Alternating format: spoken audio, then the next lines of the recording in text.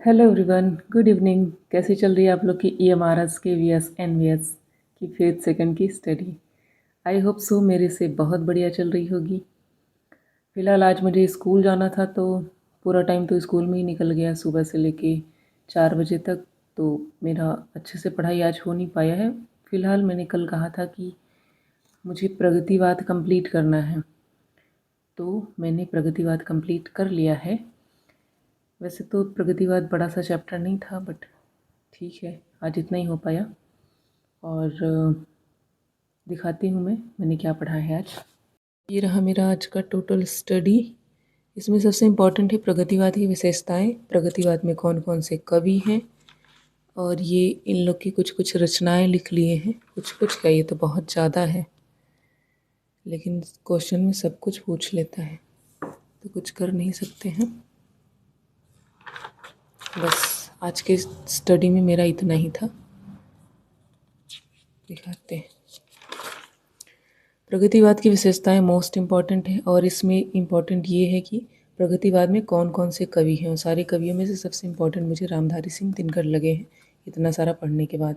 रामधारी सिंह दिनकर में से भी इनकी दो रचनाएं बहुत इम्पॉर्टेंट है, जो कि है एक कुरुक्षेत्र और एक है रश्मि रथी।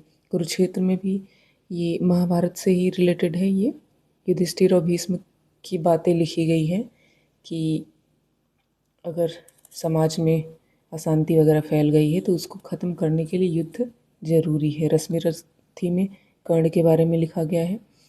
ये सब कुछ है, और बाकी सब लोग की रचनाएं इसलिए इम्पॉर्टेंट हैं क्योंकि ये क्वेश्चन में पूछ लेता है, 3-4 रचना दे देगा, बोल देगा केदारनाथ अग्रवाल की कौन सी नहीं है, तो फिर इसके लिए ये इम्पॉर्टेंट है। बाकी तो आज की स्टडी में इतना ही है।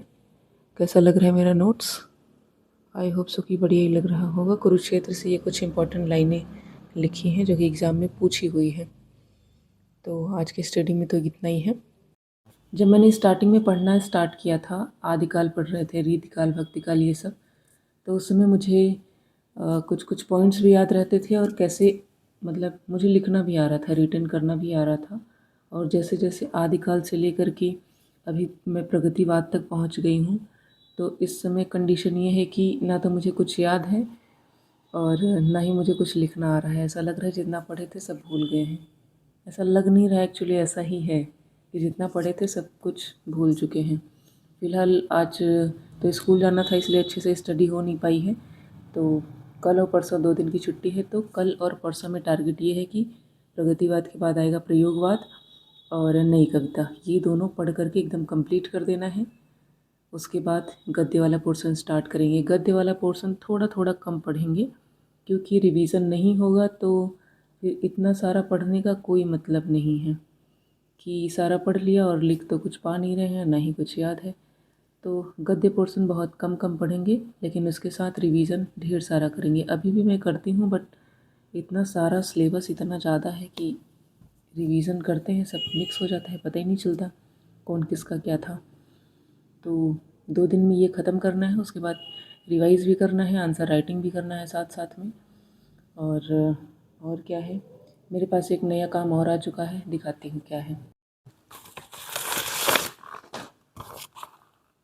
सॉरी दिखा, ये है संस्कृत की विद्या। मुझे मुझे एग्ज़ाम देना है 12 मार्च को, और ये संस्कृत है, और संस्कृत में पता नहीं क्या लिखा है। एक तो इतने बड़े बड़े सारे वर्ड्स लिखे हुए हैं, पढ़ने भी नहीं आ रहा है अच्छे से, बट फिर भी इसमें पास होना पड़ेगा। तो देखते हैं 12 तारीख को ये भी एग्ज़ाम देना है, कैसे पास हो पाते हैं, लेकिन पास तो होना ही पड़ेगा, और कोई ऑप्शन नहीं है। और क्या था आज के दिन में, कुछ तो नया था, बताती हूँ। नहीं, अब कुछ नहीं, अब कुछ भी नया नहीं है, इतना ही हो गया सब ख़त्म। और 4 नंबर का क्वेश्चन आएगा।